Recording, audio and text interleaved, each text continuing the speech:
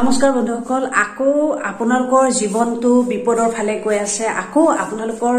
জীৱনটো খাটাৰনাক হ'বলৈ গৈ আছে খাটাৰনাক কিয় হ'বলৈ গৈ আছে আপোনালোকে জানি আচৰিত হ'ব এটা সময়ত আপোনালোকৰ চাগে মনত আছে কো দিনবোৰলৈ আজি প্ৰায় 4 বছৰ আগৰ কথা কৰোনা সময়ত কৰোনা ভাইৰাছে কৰোনা মহামাৰীয়ে কেনেকৈ আপোনালোকক জৰুলা কৰিছিল গোটেই দেশৰ অচল অৱস্থা কৰি তুলিছিল সকলোৰে জীৱন দুৰ্বিষহ কৰিছিল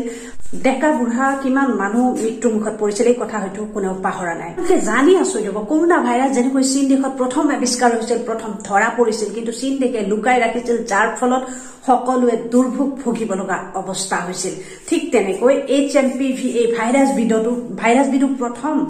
প্ৰথম চীন দেশত ধৰা পৰিছে চীন দেশে বৰ্তমান এই ভাইৰাছবিধ লুকাই ৰাখিছে যদিও লুকাই ৰাখিছে এই বস্তুটো অলপ কৈ গুটি ঠাই মানে গুটি দেশ জুৰি বিয়পি পৰিছে খবৰবোৰ আপোনালোকে নিশ্চয় গম পায় গতিকে পুনৰ সেই দিনবোৰ ঘূৰি আহিব নেকি হয় বৰ্তমান ভাৰতবৰ্ষত পুনৰ আন এটা ভাইৰাছ ধৰা পৰিছে HMPV আসলে কি ভাইৰাছ আপোনালোকৰ হয়তো জানিবলৈ মন গৈছে বা আপোনালোকে সতৰ্ক হ'বলৈ নিশ্চয় মন গৈছে আপোনালোকক কবি ভিডিওটো শেষলৈকে চাব এই কথাবোৰ জানিবৰ কাৰণে আসলে HMPV ভাইৰাছটো কৰোনা ভাইৰাছতকৈ কোনো গুণে কম নহয়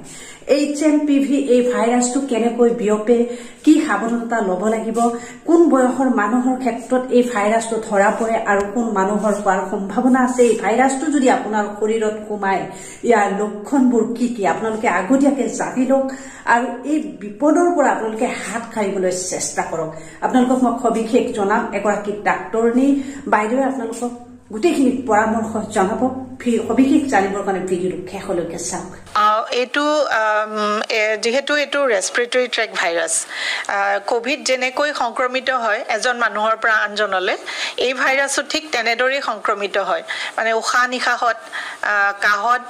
কাহুতে মানুহৰ যি